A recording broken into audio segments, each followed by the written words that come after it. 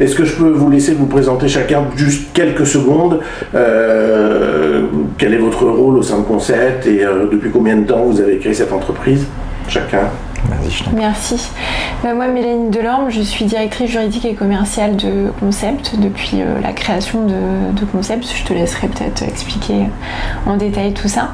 Et moi, mon rôle au quotidien, c'est vraiment d'accompagner l'intégralité de nos clients concernant toutes leurs problématiques autour de leurs contrats collectifs, santé, prévoyance, voire même d'autres dispositifs, retraite, épargne salariale, etc. Et dans toutes les dimensions en fait, de conseil autour de ces contrats-là. D'accord. Et moi, Quentin Desgrippes, je suis le directeur général de Concept et le fondateur. Et donc, mon rôle, c'est malgré tout le même, c'est d'accompagner nos clients. Donc, c'est quoi notre métier? Nous, on est vraiment conseil en protection sociale. C'est-à-dire qu'on accompagne les grandes entreprises sur toutes ces problématiques de santé, donc les mutuelles, de prévoyance, de retraite, et domaines très complexes. On est en France, donc des complexités juridiques, des complexités financières, c'est des gros budgets. Donc voilà, et on essaie de les accompagner là-dessus pour mettre en place les solutions d'accompagnement de leurs salariés. Vous êtes en plein cœur des sujets politiques et sociétaux. C'est permanent, oui. On suit ça en permanence. Déjà, c'est compliqué, et en plus, c'est très variable et très changeant. Donc c'est du quotidien pour essayer de suivre ce qui se passe et de voir derrière les impacts pour les entreprises avec qui on travaille. D'accord. Et du coup, nous, pour notre partie qui est liée à la santé mentale, on va mettre un peu de côté justement la retraite, même si ça peut créer des turbulences évidemment pour certains, et on va se concentrer un peu plus sur la santé mentale. Est-ce que vous vous êtes approprié ce thème, vous, au bout d'un moment, c'est-à-dire vous vous êtes dit, il y a quelque chose à faire, vous, ou vous avez été sollicité par des compagnies d'assurance ou des mutuelles pour... Non, alors le sujet, encore une fois, nous, on s'occupe pour les entreprises, notre matière, finalement, c'est les humains, c'est leurs salariés. La santé, la prévoyance, c'est dont on parle.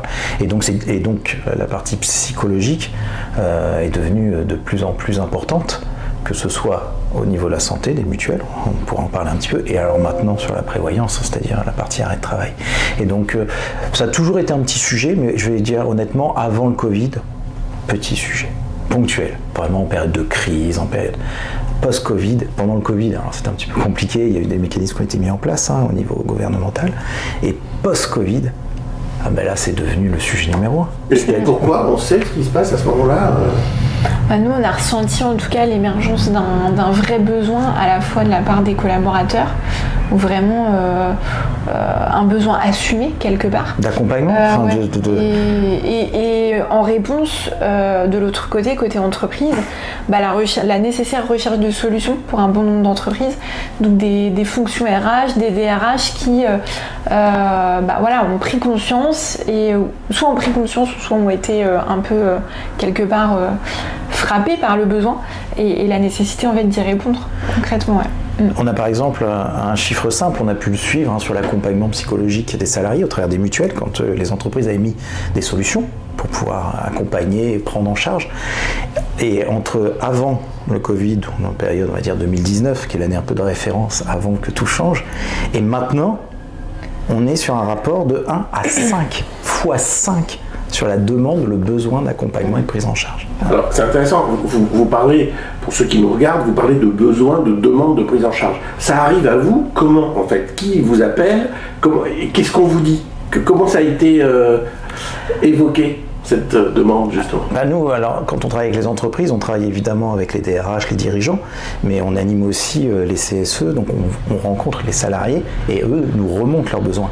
Et donc, alors, dans les mutuelles, c'est un ensemble de garanties, donc on construit ces garanties, et de plus en plus, la demande de prise en charge, de support psychologique, de prise en charge de ces séances est devenue avant anecdotique. On parlait uniquement d'ostéo, pour faire simple, et là, c'est devenu le psy. Et donc en effet, quand on l'avait mis en place, là, ceux qu'on avait, on a vu l'utilisation, et c'est là qu'on a vu qu'en effet, ceux qui avaient ça, on est sur un rapport de 1 à 5 sur l'utilisation de ces couvertures et de ces garanties. Ouais. Et vous arrivez à votre niveau à faire que ça devienne une pandémie dans le bon sens du terme, c'est-à-dire que certaines entreprises vous suivent, j'imagine, ou en tout cas vous sollicitent. Est-ce que vous sentez que ça prend de l'ampleur ou est-ce que ça fluctue en fonction de l'économie, des crises ? Ce qui est sûr, c'est que ça s'inscrit dans un environnement global, enfin dans un besoin global, dans on va dire le contrat santé collective de l'entreprise qui prend en charge plein d'autres choses. Et on se l'est dit, finalement, ça s'inscrit dans un contexte qui est compliqué depuis plusieurs années maintenant. Donc la prise en charge de ces séances au travers des contrats d'entreprise, elle est possible. Et c'est d'ailleurs ce qu'on explique en fait à nos clients. Et en fait, le discours est toujours à chaque fois un peu différent parce qu'il s'inscrit dans le contexte, dans les besoins, dans les possibilités qui sont propres à chaque client. Oui, ça a un coût quand même. Exactement. Mais ça se généralise. Ouais. C'est-à-dire que, encore une fois, alors là, il y a 10 ans, ça n'existait même pas. Avant le Covid, certaines entreprises étaient déjà sensibles à ça et avaient commencé à mettre des choses en place. Après France Télécom peut-être, alors on ne les accompagne pas, donc on n'a pas vécu ça de l'intérieur peut-être, mais voilà. Et aujourd'hui c'est quasiment, alors chacun à leur niveau, évidemment on ne peut pas mettre les mêmes niveaux de prise en charge partout, mais en tout cas tous ont la volonté de mettre quelque chose. Ouais. Sachant qu'il y a aussi, là c'est pas l'objet j'imagine d'en parler, mais il y a quand même des choses qui sont faites au niveau gouvernemental pour essayer d'accompagner, alors qui fonctionnent plus ou moins bien, mais mon psy, mon soutien psy. Il y a quand même, je pense qu'il y a une prise de conscience. Et puis aujourd'hui, en plus, au-delà donc, de ce qu'on peut faire au niveau de la mutuelle, ça devient une évidence et ça s'impose aux entreprises sur la prévoyance. C'est-à-dire que maintenant, ça y est, il y a eu un besoin, on sent que les gens ont besoin, et sauf qu'à la fin, quand on n'a pas répondu à ce besoin, on se retrouve avec de l'absentéisme et de l'arrêt de travail. Et ça s'impose, et là, maintenant, ça se voit de manière flagrante sur les chiffres. Nous, on analyse les chiffres. Donc vous analysez les chiffres, et vous avez finalement la fluctuation est très nette. Alors déjà, il y a des statistiques globales. Il y a plein d'études là qui démontrent que l'absentéisme, je crois que c'est le datascope de l'assureur AXA, donc qui représente 15% de la population française donc qui est une bonne base de ce travail, qui nous dit qu'entre 2019 et 2025, on a plus 41% d'absentéisme. Voilà.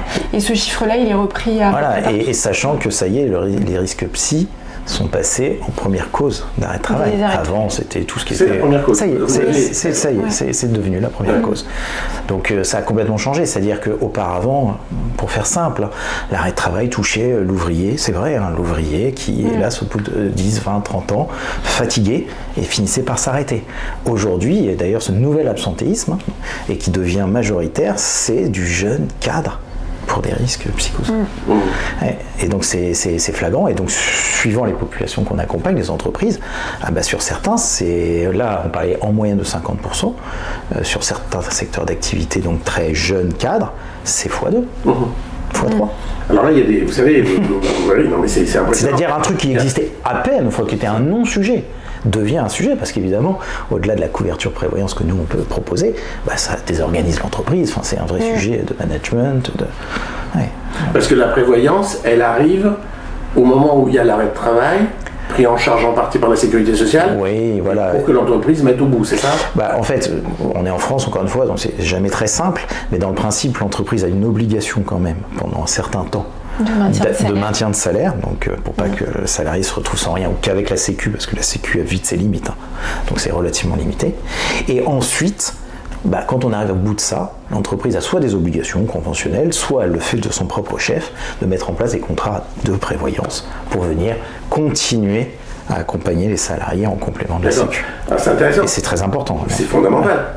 Mais là, du coup, on arrive à une période, si j'ai bien compris, où les arrêts de travail étaient un peu dans le collimateur et de l'entreprise et du gouvernement, et ils ont l'intention de demander aux médecins de réduire au maximum, par exemple, etc. Alors, on va se retrouver dans un corner avec ça. Comment ça va se gérer avec les mutuelles, Est-ce que vous avez... Alors, il y a plusieurs sujets. Alors, il y a le côté très humain, et puis il y a le côté réalité économique. Et en fait, nous, on a les deux. Parce qu'on est très humain, évidemment, et on est auprès des salariés. Le but, évidemment, c'est d'apporter des solutions. Mais à côté de ça, et il ne faut pas l'oublier non plus, on est aussi du côté de l'entreprise, et on le voit. c'est des charges. Quand on fait x2, x3 en assurance, ça veut dire une charge x2, x3, donc des cotisations x2, x3, portées par l'entreprise et les salariés. Donc c'est un vrai sujet. Donc c'est pour ça qu'à un moment, nous, toutes ces propositions gouvernementales, des fois, oui, il faut faire quelque chose. Parce que, hélas, il y a beaucoup de gens qu'il faut accompagner, mais il y a aussi une évolution de la société qui fait qu'hélas, aussi, peut-être que parfois, les gens s'arrêtent, mais c'est pas forcément la seule solution. Donc c'est très compliqué. En fait, pour les entreprises aujourd'hui, et donc pour nous, pour les accompagner, c'est compliqué. Donc, parce qu'il faut, on a créé un système, là, du coup de Vilgovic, j'ai l'impression qu'il y a un système qui a été créé, et on atteint parfois un peu les limites. Là, on va atteindre on atteint les limites, donc il faut agir, et c'est vrai que par contre, il faut agir intelligemment. Donc en effet, le côté, oui, il faut agir, on ne peut pas laisser continuer comme ça ne fonctionnera plus. En fait, les entreprises tourneront. Si on continue sur cette pente-là, à un moment, le système ne fonctionnera plus. On ne peut pas avoir la moitié des gens absents, on ne peut pas le financer, et on ne peut pas faire tourner les entreprises.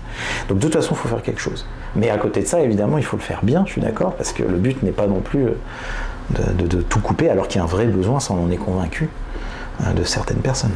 Il y a un besoin en termes de santé mentale des salariés. C'est un vrai sujet, oui. C'est un vrai sujet, parce qu'il y a un salarié qui va pas bien forcément. C'est pas non plus une solution. De toute façon, exactement. Et donc, vous mettez donc en place des solutions qui ont, vous le dites, ont un peu atteint la limite du système. Et je voulais évoquer une autre limite du système, c'est que vous faites beaucoup, les entreprises font appel à des psys. Pour adresser les salariés, que ce soit sur des lignes d'écoute ou peut-être à des consultations. Okay. Là, on arrive en 2026 avec une pénurie de psy. C'est-à-dire qu'en plus, pour avoir des rendez-vous, et ceux qui sont dans le savent, pour avoir des rendez-vous aujourd'hui chez le moindre psychologue au coin de la rue, c'est novembre.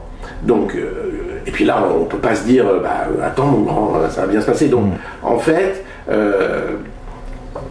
on utilise un système qui est saturé. J'imagine que c'est un petit peu... vous permettez l'utilisation d'un système saturé. Et est-ce que vous appréhendez ça ? Est-ce que vous vous dites, il faut qu'on accentue vraiment auprès des entreprises la prévention, il faut qu'elle descende beaucoup plus profondément auprès des salariés, et vous avez des idées ou c'est difficile pour vous ? Et de toute façon, c'est pas votre sujet, vous êtes juste après cela. Non, alors ça n'est sûr, et à un moment, oui, ça peut dépasser notre sujet, mais je pense que tu as bien résumé.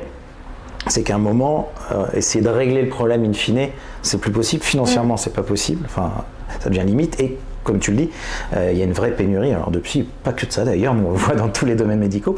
Donc c'est toute la limite du système. Donc c'est là qu'on se dit évidemment, il faut revenir à la base en fait, à la prévention. Qu'est-ce qui fait qu'on en arrive là ? Là, en effet, ça dépasse un peu à la base notre travail. Sauf que nous, on adapte aussi, on est dans le conseil, donc de réfléchir à quelles peuvent être les solutions pour essayer d'accompagner un peu plus tôt qu'avant que ce soit dramatique, d'accompagner les entreprises. Alors, je ne vais pas dire qu'on a les solutions. J'en profite. Si vous êtes dans une grande entreprise, ou petite ou moyenne d'ailleurs, parce que j'imagine qu'il n'y a pas que les grandes entreprises. Non, bien sûr, c'est là-dessus que c'est flagrant et qu'on peut en ressortir des grandes tendances. Et si vous êtes peut-être aux ressources humaines ou en tout cas des postes clés, si vous avez des propositions à nous faire sur quelles seraient les solutions de demain pour éviter d'une part l'absentéisme trop important, puisqu'on voit bien qu'il prend une place importante, et pour mettre en place des programmes de prévention, vous ne gênez pas, on relaiera volontiers l'information, vous savez comment vous écrire en commentaire, c'est facile. Est-ce que vous avez un plan pour la suite, là maintenant que vous vous dites que le système arrive un petit peu, est-ce que vous avez réfléchi à la suite dans votre domaine de compétences, j'entends Je pense qu'on est quand même relativement un peu en attente là pour le coup, en observation, parce que globalement, c'est un peu le sujet. Le contexte est relativement complexe, on l'a vu. Nous, tout ce qui se passe est un peu piloté aussi par les décisions gouvernementales. On l'a dit à plusieurs reprises, la loi de financement de la sécurité sociale, etc. Et on voit que rien n'est simple. Donc non, là je pense qu'on est quand même dans une période un peu, je sais pas si c'est de transition, mais en tout cas d'attente pour voir comment les choses vont avancer, comment certaines autres choses vont se régler peut-être pour que celles-ci avancent, mais non, là à ce stade, je sais pas ce que tu en penses toi, Quentin. Non, c'est compliqué là, les compliqué. Constats finaux sont clairs, ils sont clairement identifiés, les impacts sont clairement identifiés. Maintenant, donc on est en train de redescendre en fait. C'est ça, pour se dire, bon, qu'est-ce qui crée ça? Mais dire qu'aujourd'hui on a la solution... Parce que vous voyez, je prends un exemple, vous avez tous entendu parler de cet exemple-là, un service impacté par un manager ou une manageuse qui ne fait pas le boulot correctement, va déclencher une vague d'arrêt de travail. Vous avez connaissance des arrêts de travail. Mais en aucun cas, vous pouvez vous positionner, faire remonter l'information, etc. C'est pas votre boulot. Non, c'est la limite. C'est toute la limite. On reste un peu dans la statistique. Donc c'est la limite. Donc on peut sensibiliser sur des éléments statistiques, sur quand on a l'information, parce que de base, en plus l'assureur l'a pas forcément, mais quand on arrive à la récupérer un peu des causes qui permettent comme ça d'identifier, comme on l'a dit, les risques psychologiques. Donc oui, pour ensuite que l'entreprise puisse faire elle son travail à elle. Oui, on ne peut pas faire à sa place là-dessus. Alors, pour finir, je voudrais vous poser une dernière question pour peut-être les chefs d'entreprise qui nous regardent, et puis surtout les ressources humaines, parce que vous êtes sollicités par, comme vous l'avez dit tout à l'heure, la société elle-même, donc les dirigeants, les ressources humaines, les élus. Oui, pour ceux-là qui font appel à vous. Alors, ceux qui font appel à nous en général, c'est l'entreprise, après suivant la taille évidemment, plus c'est petit, plus ça va être le dirigeant, plus c'est grand, plus ça sera la RH au sens large, avec même les équipes à l'intérieur de la RH qui s'occupent spécifiquement de ces sujets. Donc souvent c'est eux évidemment qui font appel à nous. Et ensuite, en général, et si l'entreprise est bien organisée et plutôt bienveillante, c'est un dialogue ensuite qui est installé avec les partenaires sociaux et les salariés pour trouver le juste équilibre entre les attentes, les besoins, mais aussi le financement. Alors moi je travaille dans une grande entreprise et cette grande entreprise peut-être a l'intention de mettre en place des choses. Pourquoi on fait appel à vous plutôt que d'aller voir directement une compagnie d'assurance ou la plus-value qu'on va trouver, c'est quoi? Clairement... Nous humainement, je suis témoin. On espère la qualité du conseil, pour le coup, qui est vraiment, et finalement ça transpire un peu de tous nos échanges. On touche finalement de plus en plus au travers de ces dispositifs d'entreprise, de la matière, des sujets très techniques. Donc l'importance d'être accompagné d'experts vraiment qui sont à même de délivrer un conseil pertinent.